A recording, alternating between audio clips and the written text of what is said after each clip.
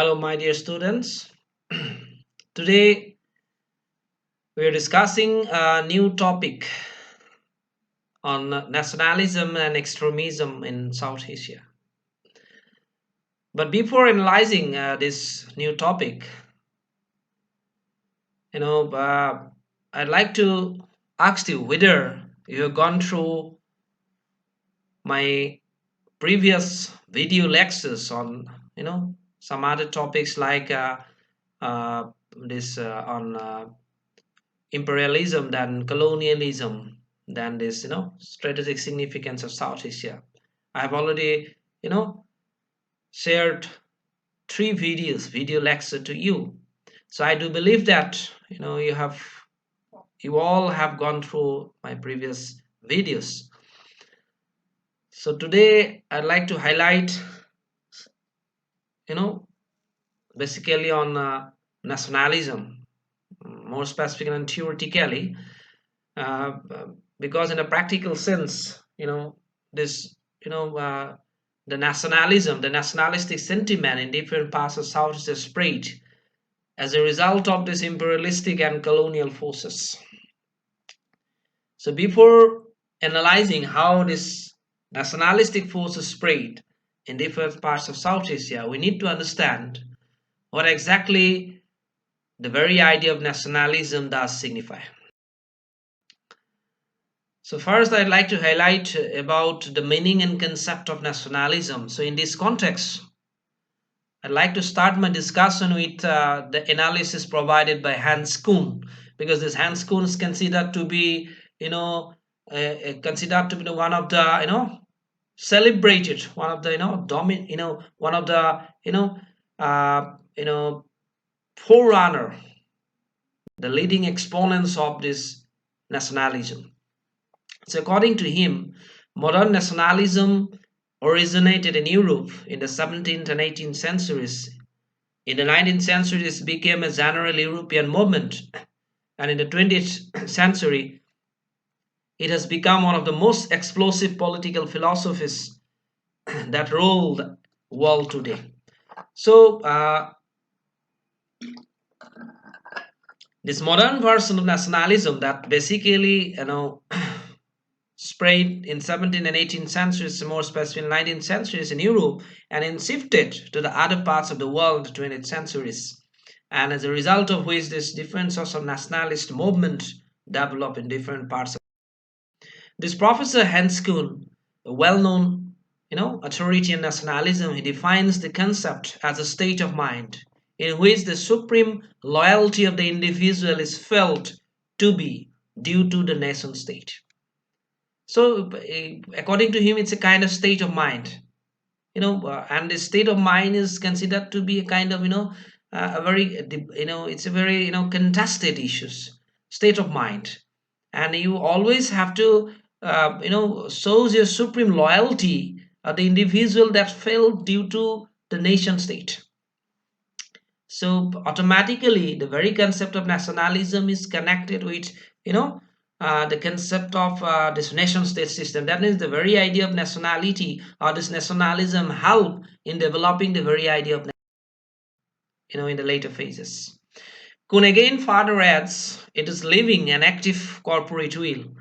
It is this will which we call nationalism, a state of mind inspiring the large majority of people and claiming to inspire all its members. It asserts that the nation state is the ideal and the only legitimate form of political organization, and that the nationality is the source of all cultural, creative energy and economic well-being.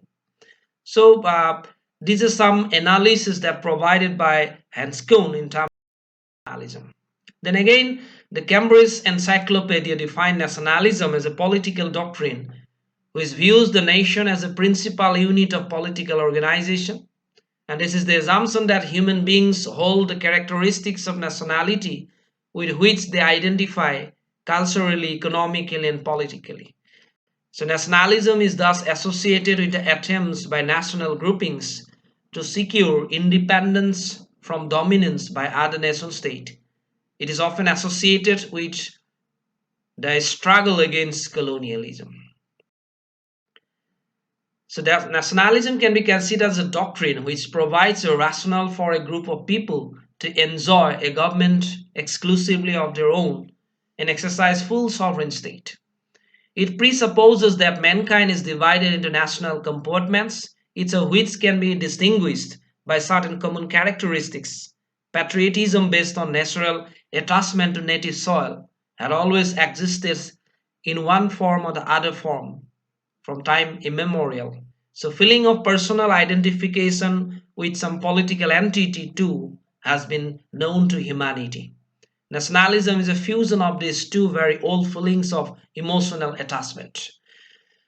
Whenever we are talking about nationalism in South Asia, this nationalistic feeling, this sentiment, this emotional attachment came in the minds of the people, South Asian people, when these colonial masters continuously exploited, these nations. So as a result of that, in order to get that particular political solutions, among the categories of people this nationalistic feelings develop. So that means from political viewpoint, the meaning of nationalism is considered to be broader in comparison to the literal meaning of this nationalism, because from literal viewpoint, the very idea of nationalism, the word national comes from this nesu, the very idea of nation comes from nesu, which means the relations of blood, the same client, same same group, same social group, same group of people from the same blood group. But from political viewpoint, political science perspective, the very idea of nationalisms is something broad in comparison to this literal meaning. So from that point, it is considered to be a fusion of this two old feeling, that is emotional, this two particular emotional attachment, that is this to particular humanity, and that is patriotism. It's a conglomeration of this both. Then again, nationalism may be defined as a sentiment, loyalty, or sympathy which binds a group of people together through common institutions and culture, and thus creates a unity among them. Apart from nationalism as an ideology, it has a concrete meaning. It may be taken to mean some particular way or ways of manifesting national spirit, and may be defined as the sum total of social, political, and national aspirations of the people. So, this nationalism, it's a kind of force. And more specifically, if we are talking about nationalism in South Asian perspective, is act like a political force in terms of creating the new nation state from with the help of this nationalistic sentiment that develop in the minds of the people as a result of feeling of alienation, feeling of deprivation, feeling of exploitation that develop as a result of dominance by these colonial masters. The biggest and mightiest political force in the post-World War II period, that is, that's why this nationalism. As a matter of fact, the World War II unleashed this driving political force in Asia, and Asia entered an epoch of great revolution in a sense. At the root of this revolution lay the awakened national consciousness of the people, which is dormant before. So it's a kind of revolutionary element which help in exaggerating the feeling of that national sentiment in the minds of people. For the first time in Asia, if you look at the spread of nationalism in the context of Asia, it was Congress that created a public platform for voicing political aspiration, representing the nation as a whole, above all differences of race and caste. In Asia, British Empire governed many countries as the colonies. The freedom movement in these colonies was an attempt of nationalism. After the end of this World War II, India, Pakistan, for example, this India, Pakistan, Ceylon means this Sri Lanka, and this Burma, this present Myanmar, became independent. So the kind of freedom movement that developed in this part of the world in the 20th centuries, along with this World War I and World War II, that is a clear indications of development of nationalistic feeling in the minds of South Asian people as a result of spread of nationalism in South Asia. Then again, this encyclopedia on social science that also elaborate the concept of Indian nationalism as the India is a nation in which the Hindu religion served as a cohesive traditional element in uniting peoples of various races, religions, and languages. India achieved national unity through the influence of Western ideas, notably those of British origin, and in struggle against British rule. So, in that way, this in Indian subcontinent and more specifically India, this nationalistic feelings. Again, this Eddie Smith is considered to be one of the finest, exponents of this, nationalism. He said that nationalism basically fuses three ideals, that is collective self-determination, expression of national characters, and individuality. And finally, the vertical division of the world into various nations. So whenever we're talking about the nationalism, spread of nationalism in South Asia, we might find this, the very idea of self-determination. We might find the expression of national characters through these different sorts of national leaders, and individual interests. Whenever we are talking individual interests, that means these are interests of different nation state by developing some sort of sub-nationalistic tendencies. So in the context of spread of nationalism in South Asia, these three characters very much prevailed. This the kind of analysis that provided by this A.D. Smith, which basically clearly talking about three specific ideas that is very much visible in the context of the spread of nationalism in South Asia. There are seven different ways in which nation has been defined. That means the nation or nation state which developed as a result of nationalism that has been defined in the Indian subcontinent. And whenever we're talking about Indian subcontinent, it comprised of, more or less the, except this Sri Lanka and this Myanmar, the rest, that means the India, Pakistan, Bangladesh, these are the regions falls under this Indian subcontinent. So the very idea of this, the idea of nation state that developed as a result of nationalism in this part of the world on the basis of these seven different criteria. Number one, that is ancient civilizational entity. We have different sorts of civilizational forces. We have the civilization like this Indus Valley civilizations. We have the civilization of this Mesopotamian civilizations. We have different sorts of ancient civilizational entity in this part of the world. Different sorts of social orders as well. So, for example, we have this Hindu social order, we have this Muslim social order through this Mughal period. Many more development is there. Then composite culture, that also very much visible in Indian subcontinent. Then political entity, then religious entity, then geographical territory or territorial entity which is specific culturally chose. On the basis of that, this nation state developed. Then a collection of linguistic entities is very much visible. And lastly, that's unity of great and little nations. So we can say that in the context of the South Asia in general and in the Indian subcontinent in particular, the question of civilization, the question of culture, the question of political entity, the question of religion, the geographical location, the territorial entities, the issues of language, these things plays a very significant role in the development of the feeling of nationalism and the concept of nation state in South Asia.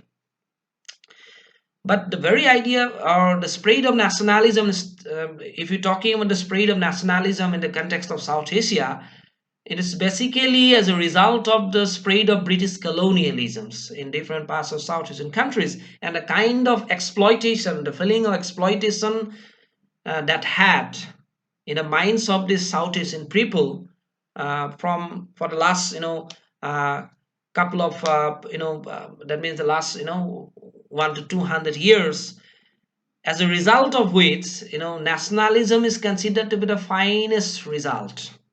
It's a kind of reactions. It's a kind of reactionary element with the help of which the people in this part of the world want to resolve their problems, want to get some sort of resolutions, want to get freedom, get free from those dominations of this colonial masters, and subsequently this this nationalism spread in different parts of in South Asian context. For example, in the context of Indian subcontinent, we can refer this India's freedom movement, and more specifically the kind of mass politics and freedom movement that spread under inspiring leadership of Mahatma Gandhi. And then we have lots of historical realities. I don't want to go in more details about those events. Then again, how the Ceylon, in Sri Lanka, through the Ceylon National Congress, they evoked and they lead it from the front in terms of this freedom movement. Then again, from Burmese perspective, and the rest of the South Asian countries, each and every South Asian countries got independence as a result of this nationalism, spread of nationalism, the feeling of nationalistic sentiment, and subsequently they got freedom by establishing their independent nation state. But somehow down the line, in the later phases, maybe as a result of injecting the seeds of separatism in the minds of these South Asian countries or South Asian rulers or South Asian people by these colonizers, or maybe as a result of underdevelopment, or maybe as a result of poverty, or maybe as a result of island characters of these South Asian countries, or maybe as a result of landlocked characters of these South Asian countries, slowly and gradually some new kind of problem arise. And one of the crucial issues that occupied a significant, it's boiling, and that is this extremism as a result of this aggressive nationalism. And in the later phases in different parts of South Asia, some sort of extremist forces also came into the forefront, and we have a lot of examples as well. I don't want to go in more details about extremism in this particular video lectures. If time will permit, if it's possible, in my next videos I'll highlight about extremism in South Asia.